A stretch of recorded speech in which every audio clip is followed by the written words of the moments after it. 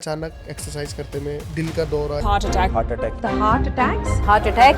अचानक heart attack. इसकी क्या वजह है? गर्मी इतनी बढ़ गई है, वजह आपको क्या लगती है? ऐसे 3 पॉइंट जो इस गर्मी से बचा जा सके। हाइड्रेशन पूरा ना हो, डेथ भी हो सकती है इससे।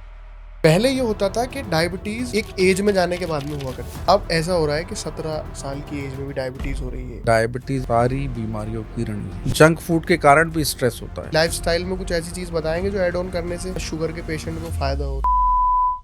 आजकल एनर्जी ड्रिंक्स हैं, उसमें बहुत ज्यादा शुगर कंटेंट है। आजकल यंगस्टर्स उसको बहुत ज्यादा ले रहे हैं, बट वो अल्टीमेटली बीमारी को बढ़ावा दे रही है। शुगर होती है, कुछ टाइम के लिए अवॉइड कर दीजिए। सच है कि उसके रिजल्ट बहुत अच्छे होते हैं। डायबिटीज से क्या क्या हो सकता है? डायबिटीज 1 साल हमने मेदांता में जॉब की, 6 साल हम फोर्टिस नोएडा में। डिप्रेशन कितना नुकसान पहुंचा सकता है? नींद कितनी जरूरी है हमारे लिए? प्रॉपर नींद नहीं ले पाता है तो उसको क्या क्या बीमारी हो सकती है? जिम या वॉकिंग, स्ट्रेस या जंक फूड, ज्यादा नुकसान क्या चीज देती है?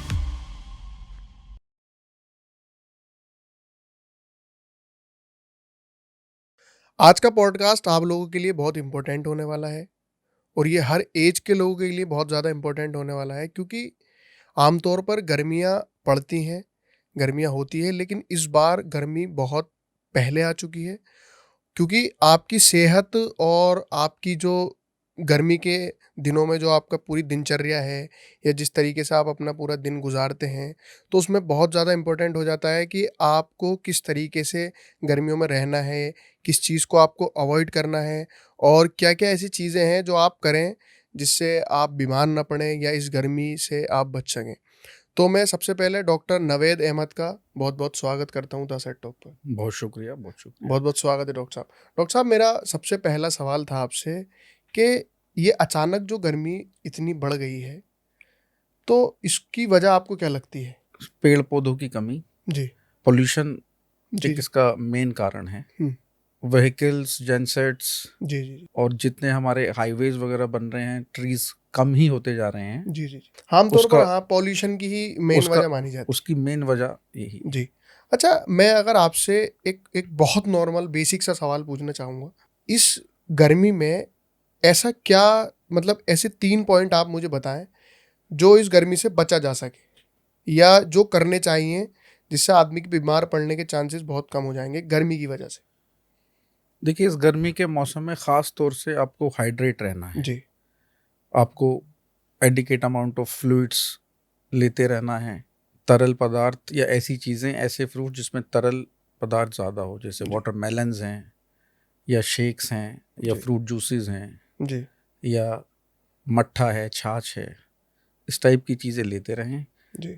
और अपनी क्लोथिंग को कॉटन के अच्छा, क्लोथिंग में तब्दील करें। लूज क्लोथ्स ज़्यादा पहने।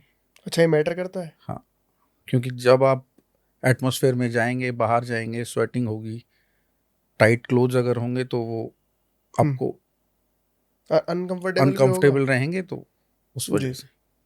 अच्छा, ये बेसिक चीज़ें हैं जो करनी चाहिए। हम्म। अच्छा, जैसे जैसे कहते हैं कि कुछ लोगों को कि हमें तो धूप बर्दाश्त है या गर्मी बर्दाश्त है, तो ऐसा होता है? धूप बर्दाश्त होना एक अलग चीज़ है। देखिए, हमारे शरीर का एक कोर टेम्परेचर होता है जी, जो 98.7 डिग्री फ़ारेनहाइट होना चाहिए। जी, बट जब एटमॉस्फेयर में टेम्परेचर ज़्यादा होता है बाहर की तरफ, तो शरीर का तापमान भी बढ़ जाता है। हुँ, और जब शरीर का तापमान 40 डिग्री सेल्सियस या 104 डिग्री फ़ारेनहाइट से ऊपर पहुंच जाता है, तो ये हीट स्ट्रोक में तब्दील हो जाता है। अच्छा, शरीर की अंग प्रभावित होने लगते हैं, डिहाइड्रेशन होता है। डिहाइड्रेशन की वजह से वॉमिटिंग, बुखार आना, शरीर का तापमान बढ़ जाना हुँ, और स्किन की ड्राइनेस हो जाना, ये कुछ लक्षण हैं जो हीट स्ट्रोक को हुँ, साबित करते हैं। जी। अच्छा डॉक्टर साहब, इससे बचाव कैसे किया जा सकता है? मतलब ये कह सकते हैं आप कि 12 बजे से 4 बजे तक आप अपने घर से बाहर मत निकलो, या अगर कुछ लोग ऐसे हैं जिनको काम पे भी जाना है, जी, लेकिन वो किस तरीके से बच देखिए, सकते हैं इससे? पीक आवर्स होते हैं ये 12 बजे से 3 या साढ़े 3 4 बजे तक का जो जी, टाइम है, ये पीक आवर्स होते हैं सनलाइट के। जी, इसमें अगर बहुत ही ज़्यादा ज़रूरी है तो आप बाहर जाएं, हुँ, अगर बच सकते हैं तो अवॉइड करें। जी, जी। और अगर आप बाहर जा ही रहे हैं, आपको काम है, बाहर जाना ही है, तो फिर हाइड्रेट रखिए अपने आप को। कुछ ना कुछ लिक्विड इनटेक लेते रहिए, पानी लेते रहिए, और कोशिश कीजिए कि ज़्यादा स्पाइसी या ऑयली फूड ना खाएं, अच्छा तरल पदार्थ ज़्यादा लेते रहें। जी। अच्छा डॉक्टर साहब, इसके इसके रिजल्ट क्या क्या हो सकते हैं? मतलब अगर हाइड्रेशन आपका पूरा ना हो या आपको गर्मी ज़्यादा लग जाए, हीट स्ट्रोक आ जाए, तो इसके क्या क्या रिजल्ट हो सकते हैं? मतलब आदमी की डेथ भी हो सकती है इससे? बिल्कुल, एक्सट्रीम केसेस में ये हो सकता है। अच्छा देखिए, आपको एक फिनोमेना समझना पड़ेगा कि जी जी। ये गर्मी हुई, गर्मी से हमारा बॉडी का, शरीर का तापमान बढ़ा, शरीर का तापमान बढ़ा तो ड्राइनेस हो गई, जी शरीर में पानी की कमी हो गई। पानी की कमी होने की वजह से, डिहाइड्रेशन होने की वजह से शरीर के अंग प्रभावित होते हैं, जी खासतौर से लिवर, किडनी या हार्ट। और जब वो फेलियर की तरफ चले जाते हैं तो उससे वो फैटल होते हैं, जी उससे बाहर आना मुश्किल हो जाता है और इंसान की जान जा सकती है। जी। अच्छा डॉक्टर साहब, आप जंक फूड की आपने 2-3 बार ज़िक्र किया है। अगर ये कोई गर्मी में लेता है तो इसके कुछ रिज़ल्ट्स हैं? मतलब कुछ नुकसान हैं इसके? जंक फूड के नुकसान यही है कि वो उतना पौष्टिक नहीं होता, जी। पहली चीज़। ऑयली होने के कारण डाइजेस्टिव सिस्टम थोड़ा सा इफेक्ट होता है उससे, जी, और जब डाइजेस्टिव सिस्टम इफेक्ट होता है तो अल्टीमेटली वो डिहाइड्रेशन में बदलता है जी। चीज़ों। एक ऐज के बाद में हम्म, हमें ठंड भी ज़्यादा लगने लगती है और हमें गर्मी भी ज़्यादा लगने लगती है। हम्म। लेकिन अगर आप यंग एज में हो तो आपके ऊपर वो ठंड या वो गर्मी ज़्यादा असर नहीं करती। तो अगर हमारे ऊपर असर नहीं कर रही तो इसका मतलब ये माने हम कि वो हमें नुकसान नहीं पहुँचा रही? ऐसा बिल्कुल नहीं है। जी। शरीर की एक अपनी बनावट है, हुँ, और शरीर की बीमारी से लड़ने की क्षमता या किसी तापमान से लड़ने की क्षमता होती है। जी। यंग एज में वो ज़्यादा बेहतर उसका मुकाबला पेशेंट कर पाता है। ओल्ड एज में, या अगर आप बच्चे हैं तो वो कम जी, जी, ऑब्वियसली कर पाएंगे। कोई और इसका मेन फैक्टर कुछ ऐसा नहीं। जी। अच्छा, ऐसी कोई डाइट बता सकते हैं आप जो लेनी चाहिए गर्मी में? मतलब कोई ऐसी चीज़, कोई ऐसा खाना या कोई ऐसी एक एक कोई भी एक प्रोडक्ट ऐसा कि भई ये तो आपको अपनी नॉर्मल लाइफ़ के अंदर गर्मियों में तो ये ज़रूर रखना चाहिए ये एक चीज़? जैसा कि मैंने पहले भी आपको बताया कि जी, इसमें ऐसा खाना जिसमें तरल पदार्थ ज़्यादा हो, जी। ऐसा खाना जो मसालेदार कम हो, हुँ, ऐसा खाना जिसमें घी या चिकनाई वाला फैट कंटेंट कम हो, जी, वो खाना इसमें ज़्यादा सूटेबल है। न्यूट्रिशियस बैलेंस डाइट ज़रूरी है, सर्दियों में भी और गर्मियों में भी जी। अच्छा सूटेबल है। डॉक्टर साहब, ये ऑयली जो आप बता रहे हैं, ऑयली हो गए या फ़ास्ट फूड वग़ैरह ये हो गए, ये किस-किस चीज़ में ज़्यादा दिक्कत देते हैं? मतलब किस-किस लाइन के पेशेंट को सबसे ज़्यादा अवॉइड करने चाहिए? एक नॉर्मल तो करने ही चाहिए, लेकिन जिनके लिए ये मतलब वार्निंग है कि आप तो मतलब रुक ही जाइए बिल्कुल। ऐसे पेशेंट्स जो पहले ही किसी बीमारी से ग्रस्त हैं, जी, डायबिटिक पेशेंट हैं, हार्ट पेशेंट हैं, या कि कोई लिवर डिजीज़ या गैस्ट्रिक एलिमेंट से ग्रस्त है, ऐसे पेशेंट्स को ऑयली स्पाइसी फूड ज़्यादा नुकसान देता है। देता तो सभी को है, सभी जी, पेशेंट्स उसको नहीं लेना चाहिए, बट ऐसे पेशेंट जो ऑलरेडी किसी बीमारी से ग्रस्त हैं, हाइपरटेंसिव हैं, जी, डायबिटिक हैं, या किसी लिवर डिजीज से ग्रस्त हैं, उन लोगों को इस खान पान से बचना चाहिए। जी। अच्छा डॉक्टर साहब, मेरा 1-2 सवाल डायबिटीज़ के ऊपर भी हैं। पहले ये होता था कि डायबिटीज़ मतलब एक एज में जाने के बाद में हुआ करती थी। 40 के बाद, 45 के बाद, 50 के बाद। लेकिन अब ऐसा हो रहा है कि 17 साल की एज में भी डायबिटीज़ हो रही है, 20 साल की एज में भी डायबिटीज़ हो रही है। तो ये डायबिटीज़ क्यों हो रही है इतनी? मतलब इसके पेशेंट इतने ज़्यादा क्यों बढ़ रहे हैं? कोई एक स्पेसिफ़िक वजह है इसकी? इसकी स्पेसिफिक वजह एक तो सेडेंट्री लाइफस्टाइल है, जी, खान पान बहुत अच्छा है, जंक फूड ज़्यादातर आजकल यंगस्टर्स खाते हैं, जी। और वर्कआउट है नहीं। सेडेंट्री लाइफस्टाइल इसका मेन कॉज है। दूसरा कॉज स्ट्रेस रिलेटेड है। अच्छा, स्ट्रेस इंड्यूस्ड डायबिटीज़ बहुत ज़्यादा आजकल कॉमन है। जी। स्ट्रेस आजकल स्टूडेंट्स में भी है, हुँ, एडल्ट्स में भी है, दोनों कारण मेन है। और डायबिटीज़ दो टाइप की होती है, टाइप 1 और टाइप 2। टाइप जी, 1 डायबिटीज़ वो डायबिटीज़ जो बचपन से बाय बर्थ बच्चे को होती है। जी, टाइप 2 डायबिटीज़ आपको किसी भी लाइफ स्पैन में हो सकती है, किसी भी एज ग्रुप में हो सकती है। जी, पहले होता था कि old around 35-40 years of age में होके डायबिटीज़ डायग्नोज होती थी, आजकल यंगस्टर्स में भी हो पा रही है। जी। अच्छा डॉक्टर साहब, इसका एज से मतलब अभी कोई रिलेशन है नहीं इसका? इसका कोई रिलेशन नहीं है अभी। जी। और ये स्पाइक मैंने ये मतलब अपने लोगों से सुना है जिनको डायबिटीज़ है, कि अगर आप थोड़े से डिप्रेशन में हो या एंग्जाइटी है या आप टेंशन ले रहे हो तो स्ट्रेस इंड्यूस्ड जी। डायबिटीज़ है, कारण उसका सोच विचार है, एंजाइटी है, या जी। जंक फूड के कारण भी स्ट्रेस होता है। अच्छा डॉक्टर साहब, थोड़ा एक्सप्लेन करेंगे इसको? देखिए, कोई भी जंक फूड जैसे बर्गर्स हैं, पिज्ज़ाज हैं, ये आपके मेटाबॉलिज्म को स्लो करते हैं। जी। अल्टीमेटली जब मेटाबॉलिज्म आपका स्लो है तो वो आपके हार्मोनल डिसबैलेंस को बढ़ावा देता है। डायबिटीज़ भी एक ऐसी बीमारी है जो आइलेट ऑफ लैंगरेंस, पैनक्रियाज का एक हिस्सा होता है आइलेट ऑफ लैंगरेंस, जी। जो इंसुलिन को सीक्रेट करता है, और इंसुलिन बॉडी के ग्लूकोज को कंट्रोल करती है। जी। जब आइलेट ऑफ लैंगरेंस इंसुलिन को सीक्रेट करना कम कर देता है तो डायबिटीज़ होती है। जी। तो अल्टीमेटली फूड एक ऐसा पार्ट है जो चीज़ों को हाँ, आपको इफेक्ट बीमारी की करता तरफ है, लेके बीमारी की तरफ लेके जाता है। जी। उससे शुगर का स्पाइक ज़्यादा हो जाता है फूड में। हम्म। इंसुलिन शरीर कम बना रहा है, जब इंसुलिन शरीर कम बना रहा है और शुगर स्पाइक ज़्यादा है जंक फूड की वजह से, जी। तो वो उसको बीटअप नहीं कर पाता, मैचअप नहीं कर पाता। जी। अच्छा डॉक्टर साहब, इसके लिए कोई डेली लाइफस्टाइल में कुछ ऐसी चीज़ बताएंगे जो ऐड ऑन करने से मतलब शुगर के पेशेंट को फ़ायदा हो उससे? शुगर के पेशेंट के लिए सबसे अच्छा है कि आप वर्कआउट कीजिए, एटलीस्ट 8 आवर्स की स्लीप आपकी होनी चाहिए, regular workout, stress free life, ऐसा खाना जिसमें शुगर का स्पाइक कम हो। आजकल एनर्जी ड्रिंक्स हैं, उसमें बहुत ज़्यादा शुगर कंटेंट है, आजकल यंगस्टर्स उसको बहुत ज़्यादा ले रहे हैं, बहुत ज़्यादा पसंद कर रहे हैं, बट वो अल्टीमेटली बीमारी को बढ़ावा दे रही है। अच्छा, मतलब एनर्जी नहीं दे रही, वो बीमारी एनर्जी तो देती है बट जी। उसका शुगर कंटेंट इतना ज़्यादा है और उसका कंज्यूम इतना ज़्यादा कर रहे हैं यंगस्टर्स के वो अल्टीमेटली डिजीज़ दे रही है जी। लोगों को। अच्छा डॉक्टर साहब, शुगर भी कई तरह की होती है। एक वो शुगर होती है जो हम मतलब जैसे रोटी खाते हैं तो शुगर होती है उसके अंदर भी। एक वाइट शुगर होती है जिसको मैंने बहुत सारी वीडियोस देखी हैं कि आप इसको कुछ टाइम के लिए अवॉइड कर दीजिए तो आपको ये रिजल्ट मिलेंगे।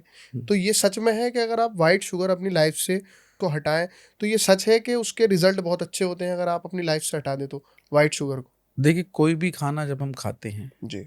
तो अल्टीमेटली ग्लूकोज में कन्वर्ट होता है, जी। लेकिन ऐसी चीज़ जो पहले ही ग्लूकोज है जैसे वाइट शुगर है, वो इंस्टेंट आपका ग्लूकोज स्पाइक करता है बॉडी में। आप किसी चाय में या कॉफ़ी में शुगर ले रहे हैं, एनर्जी ड्रिंक में शुगर ले रहे हैं, और वो इंस्टेंटली आपका शुगर ब्लड ग्लूकोज बॉडी में बढ़ा रहा है। जी। तो उसको कम अगर आप करेंगे तो ऑब्वियसली आपको बेनिफिट होगा, अगर आप डायबिटिक नहीं भी हैं तो भी बेनिफिट होगा। बट कोई भी खाना अगर हम खाते हैं तो वो शुगर को स्पाइक करेगा ही। जी। डायरेक्ट अगर आप ग्लूकोज ले रहे हैं, मीन्स शुगर ले रहे हैं या जैगरी ले रहे हैं, जी। जी। उसका इंस्टेंट असर होता है बॉडी पर। जी। अच्छा डॉक्टर साहब, अगर हमारा लाइफस्टाइल जैसे कोई डायबिटिक पेशेंट है जैसे मैं हूँ या कोई और है, अगर वो अपना लाइफस्टाइल ऐसा कर ले कि मतलब सारी चीज़ें बैलेंस बना ले तो फिर उसको मतलब इससे डरने की ज़रूरत है डायबिटीज़ से? अगर उसका लाइफस्टाइल ऐसा है कि हाँ उसने एक एक चीज़ को मतलब शेड्यूल किया हुआ है। अगर उसका शेड्यूल अच्छा है जी। तो वो बहुत उम्मीद है कि बहुत हद तक वो उस डिजीज से बच पाएगा। अगर डिसिप्लिन लाइफ है, सेडेंटरी लाइफ नहीं है, लाइफस्टाइल नहीं है, तो वो बहुत हद तक उस डिजीज से बच सकता है। जी। ये कहना कि वो बच पाएगा 100%, ये 100% बच पाते हाँ, तो फिर डायबिटीज़ ही नहीं वो होती। डायबिटीज ही नहीं होती। तो डॉक्टर साहब इसके जी। बिकॉज फूड ही नहीं, एक बॉडी का एक अपना एक मैकेनिज्म है और आइलेट ऑफ लैंगरहैंस वो सीक्रेट करता है। अगर वो हम बहुत अच्छा खा भी रहे हैं, बहुत अच्छा रूटीन भी फॉलो कर रहे हैं, चांसेस कम है बट फिर भी हो सकता है। जी। अच्छा डॉक्टर साहब, डायबिटीज़ से क्या क्या हो सकता है आदमी को, क्या क्या बीमारी हो सकती है? देखिए, डायबिटीज़ एक ऐसी बीमारी है जो सारी बीमारियों की ऋणी है। अच्छा। शरीर के हर एक ऑर्गन को वो इफेक्ट करती है। हाइपरटेंशन और ब्लड शुगर, ये दो ऐसी डिजीज़ हैं जो शरीर के हर अंग को इफेक्ट करती है। डायबिटीज़ सबसे ज़्यादा जो इफेक्ट करती है वो किडनीज को करती है। अच्छा। रीनल फेलियर में पेशेंट जाता है। कार्डियक प्रॉब्लम्स डायबिटिक पेशेंट को ज़्यादा प्रोन है, ज़्यादा हो सकती है। डायबिटीज शरीर के हर अंग को प्रभावित करती है। न्यूरोलॉजिकल डिसऑर्डर्स, नसों की परेशानियां हैं, वो डायबिटिक पेशेंट्स को ज़्यादा होती हैं। जी, मतलब आप कह सकते हो कि ये साइलेंटली इतना ज़्यादा।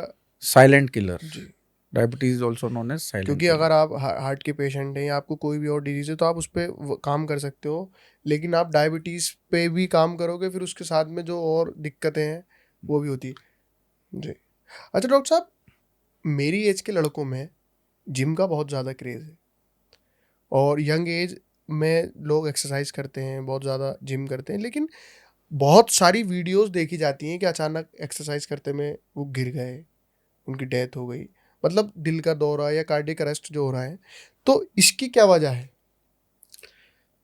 देखिए, आपका एक पर्सनल फिजिकल स्टैमिना होता है। जी, अगर आप अपने पर्सनल फिजिकल स्टैमिना से बढ़कर कोई एक्सरसाइज करते हैं जी, जो कि आपकी बॉडी उसको अलाउ नहीं कर रही, तो अल्टीमेटली दैट विल इफेक्ट, आपको कार्डियक अरेस्ट हो सकता है।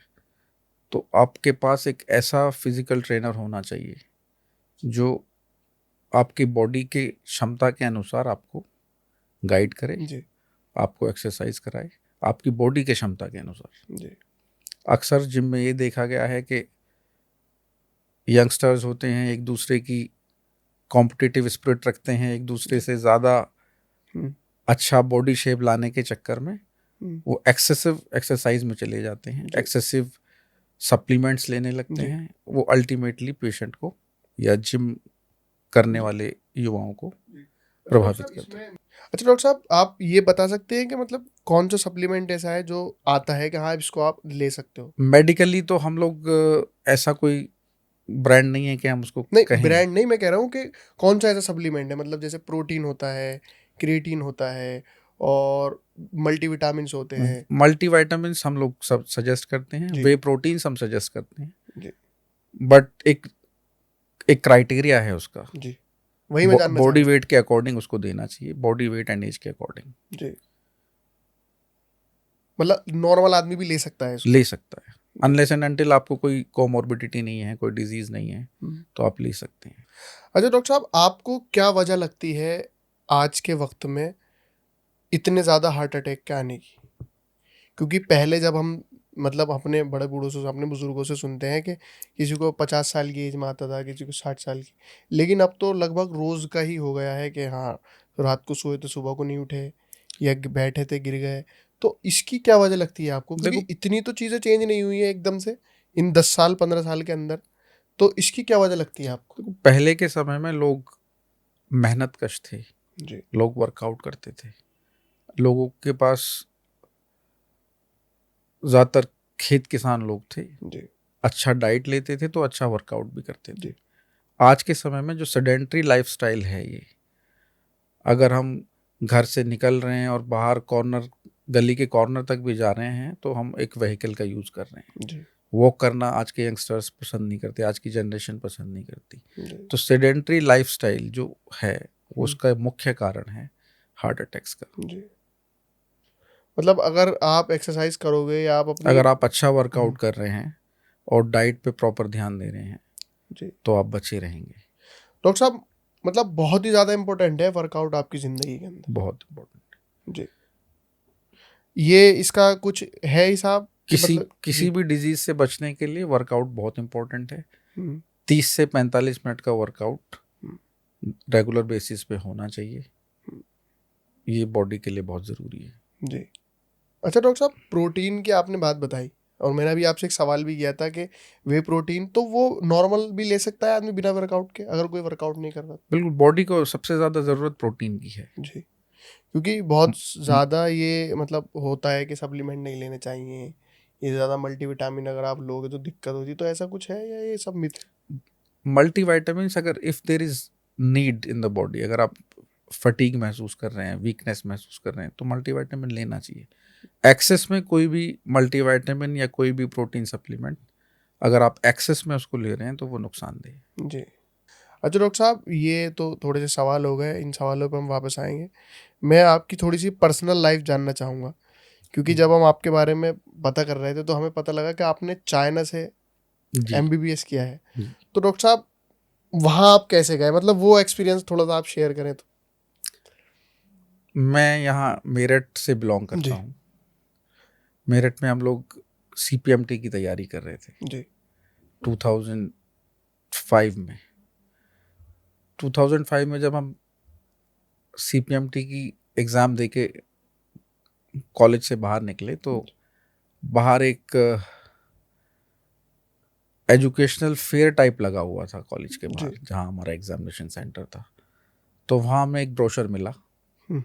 ब्रोशर में हमने जो चीज़ें देखी हम बहुत उससे आकर्षित हुए। जी। तो हमने अपने फादर को आके बताया कि पापा ऐसे ऐसे है। हम्म। तो पापा ने कहा कि आप पहले अपने रिजल्ट का वेट कीजिए, हम्म। फिर देखते हैं। खैर हमें BDS मिल पा रहा था अच्छा। रिजल्ट में, MBBS नहीं मिल पाता। फादर की इच्छा थी कि MBBS करें। हम्म। फादर हमें बाहर भेजना नहीं चाह रहे थे। वो अच्छा। चाह रहे थे कि 1 साल और ट्राई करें और MBBS इंडिया से ही करें। खैर हमने बहुत ज़िद की तो हमारे फादर ने हमारा वुहान यूनिवर्सिटी चाइना में एडमिशन करा दिया। जी। और वहाँ जब इनिशियली हम गए हम्म।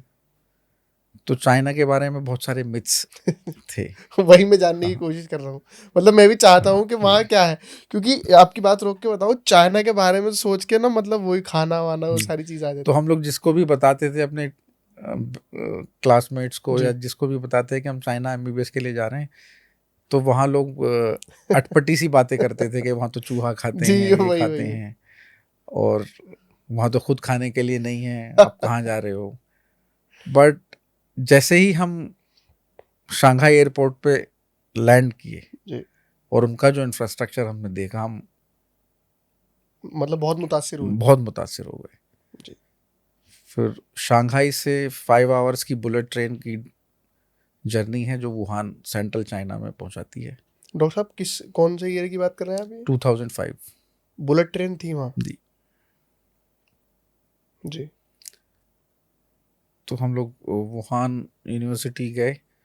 वहाँ फाइजर का एक वर्ल्ड क्लास लैब भी है उस अच्छा। कैंपस में। ये जो एपिडेमिक हुआ था ना अभी, ये कोविड, कोविड। वो वहीं से स्टार्ट हुआ था, उसी कैंपस से, अच्छा। उसी लैब से हुआ था। तो डॉक्टर साहब वहाँ का एटमॉस्फेयर कैसा था? शुरुआत में मतलब तो मिस करते हो आप वो टाइम? हाँ बहुत मिस करते हैं। इनिशियली हमें, to be very frank, infrastructurally तो हम बहुत मुतासिर थे, बट खाने को देख के हमें बहुत अच्छा महसूस नहीं हुआ। शुरू के 10-15 दिन बहुत टफ वहाँ गुजरे हमारे। लेकिन फिर जब हम जिस कैंपस में हम गए, वहाँ हम हॉस्टल में गए, वहाँ इंडियन मैथ स्टार्ट हुई, तो धीरे धीरे हमने चीज़ों को अडॉप्ट करना शुरू किया। जी। चाइनीज़ फूड भी हमें अच्छा लगने लगा धीरे धीरे, जी। और हलाल फूड हमें वहाँ अवेलेबल था। जी। हलाल मीट शॉप्स भी वहाँ थी। जी। तो धीरे धीरे चीज़ें हमारे लिए ईजी होती चली गई, हमें वहाँ अच्छा लगने लगा। अच्छा डॉक्टर साहब, ये सच है वहाँ पर कि वो लोग इस तरीके की चीज़ खाते हैं कैंपस में? कभी कुछ लोग थे ऐसे? हाँ, चाइनीज़ लोग तो सब कुछ खाते हैं। सब कुछ खाते हैं? स्नेक्स खाते हैं, डॉग्स खाते हैं, सारी फ्लाइज खाते हैं, सब जी। कुछ खाते अच्छा डॉक्टर साहब, उसके बाद में फिर आपकी, मतलब थोड़ा सा मैं जानना चाहूँगा लाइफ अब तक की शॉर्ट में। हैं। उसके बाद 2005 में हम वहाँ गए, जी। 5.5 years हम वहाँ रहे। 2011 में हम पास आउट करके इंडिया आ गए। इंडिया आने के बाद फिर यहाँ एक स्क्रीनिंग एग्ज़ाम होता है, FMGE, जी। जो कि बाहर के स्टूडेंट्स जब इंडिया आते हैं जी। जी। तो उनको एक स्क्रीनिंग एग्ज़ाम देना होता है। तो 2012-13 में हमने वो क्लियर किया। हम्म। फिर हमने यहाँ हाउस जॉब की, जी। दिल्ली की कुछ हॉस्पिटल्स में, गवर्नमेंट हॉस्पिटल्स में जी। 2-3 साल हाउस जॉब की। जी। फिर हमने DNB किया एंडोक्राइनोलॉजी में। उसके बाद फिर हम 1 साल हमने मेदांता में जॉब जी। की, गुड़गांव में, और फिर 6 साल हम फोर्टिस नोएडा में रहे। अच्छा। 2017 में फादर की डेथ के बाद हमने एक अपना क्लिनिक स्टार्ट किया मेरठ में। जी। मेरठ के एक रूरल एरिया किठौर में हम एक जी। छोटा सा क्लिनिक चलाते हैं। जी। जी। अच्छा डॉक्टर साहब, इस क्लिनिक के बारे में भी हमें कुछ बात पता लगी है कि इसका आपके फादर का बहुत ज़्यादा इस क्लिनिक हाँ, से। फादर का मेरे पिछले 40 साल से जी। वो क्लिनिक है, तो आप तो इमोशनली भी कनेक्ट हैं इमोशनली भी कनेक्ट हैं और फादर ने जी। कहा भी कि भाई आपको यही संभालना है, जी। तो हम जॉब को प्रेफर ना करके हमने अपने फादर का क्लिनिक संभाला जी। और उन्हीं की दुआओं से वो जैसा वो छोड़ के गए थे, जैसा उन्होंने चलाया, कोशिश कर रहे हैं कि उसको उसी तरीके से चलाते रहें, जी। लोगों की सेवा करते रहें। जी।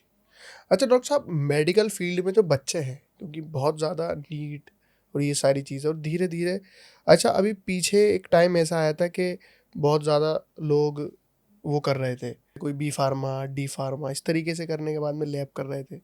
लेकिन आप, क्योंकि आप एक अब मतलब सीनियर हैं, तो और आपने मेदांता और फोर्टिस इतने बड़े बड़े हॉस्पिटल में आप रह चुके हैं, तो क्या सजेशन देना चाहेंगे आप मेडिकल स्टूडेंट को कि उनको ये चीज़ तो अवॉइड करनी चाहिए और ये चीज़ करनी चाहिए अगर आप इस फील्ड में आ रहे हैं?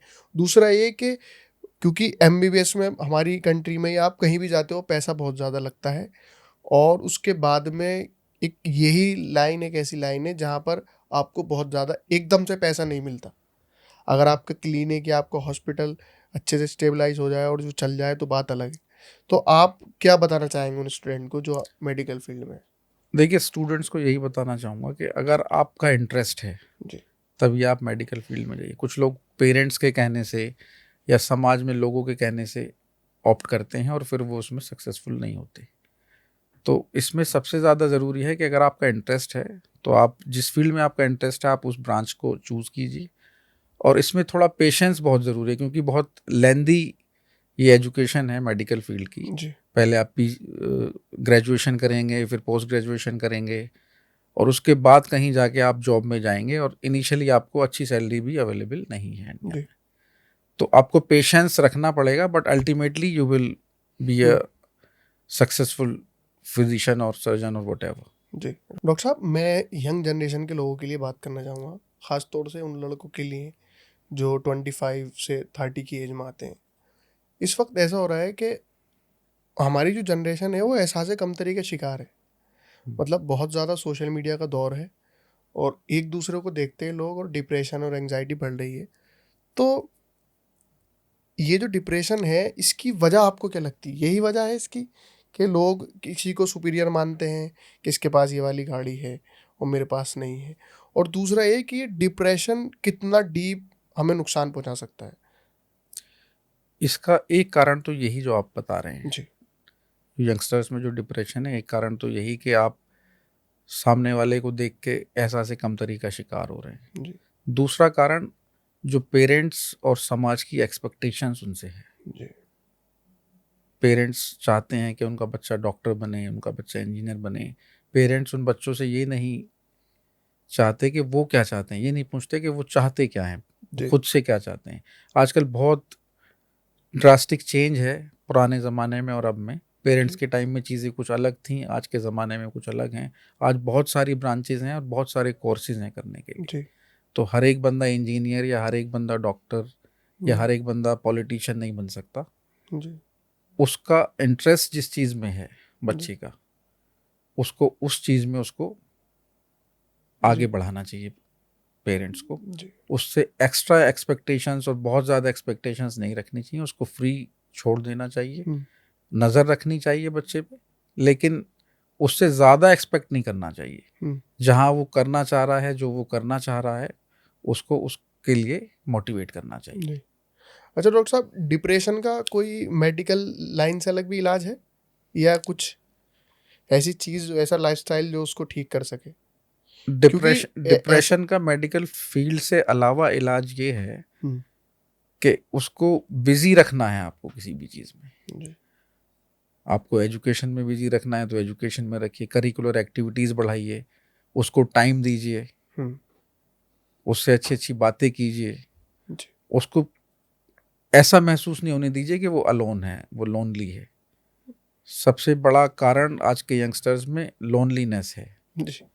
पेरेंट्स सब कुछ फैसिलिटीज़ मुहैया बच्चे को करा रहे हैं, बट उसको टाइम नहीं दे पा रहे। जी।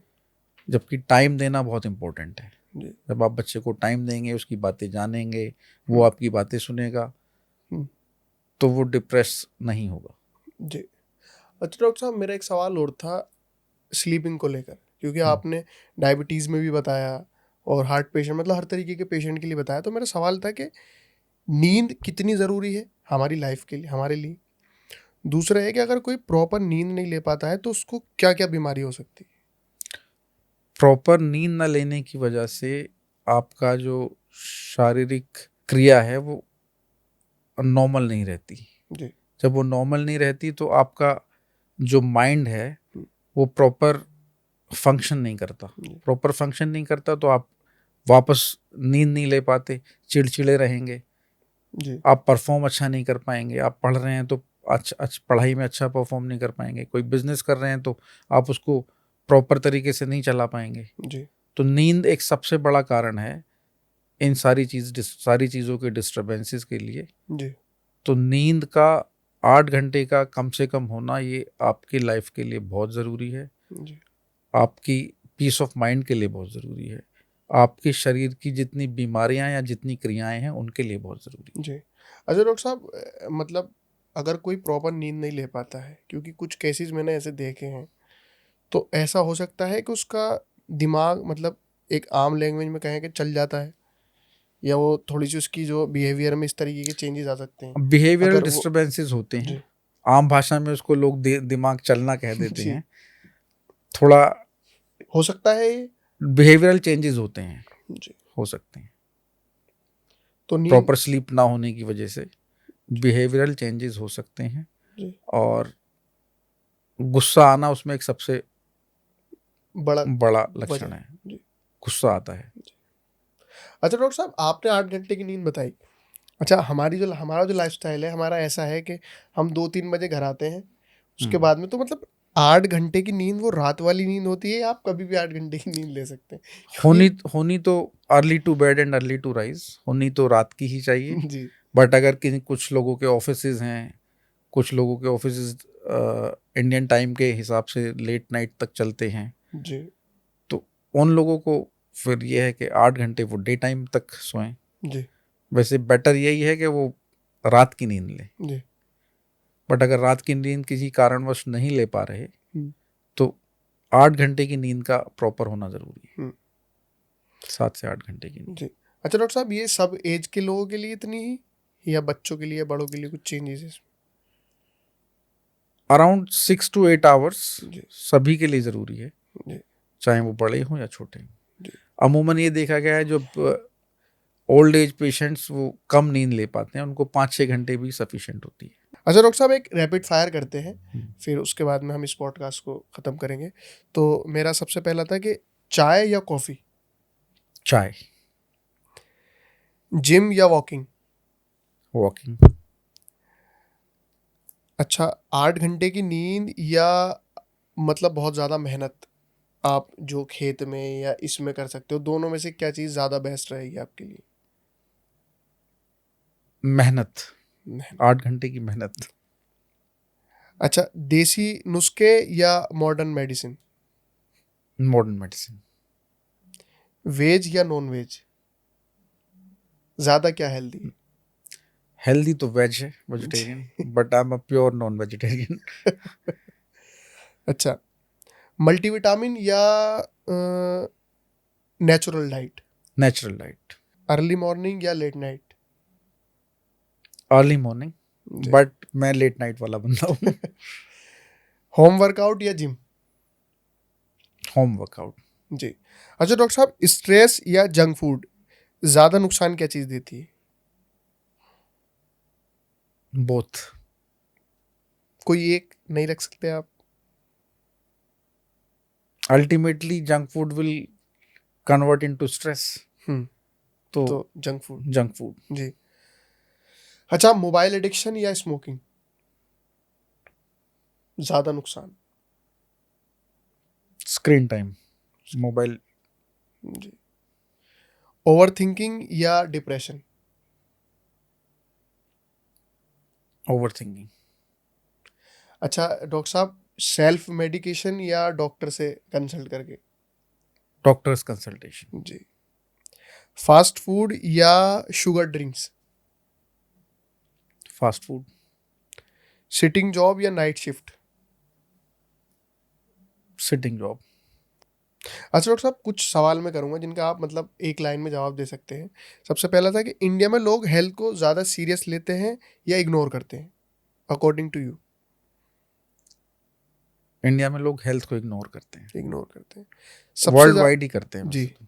सबसे ज़्यादा डेंजरस हैबिट क्या हो सकती है आपके लाइफस्टाइल में?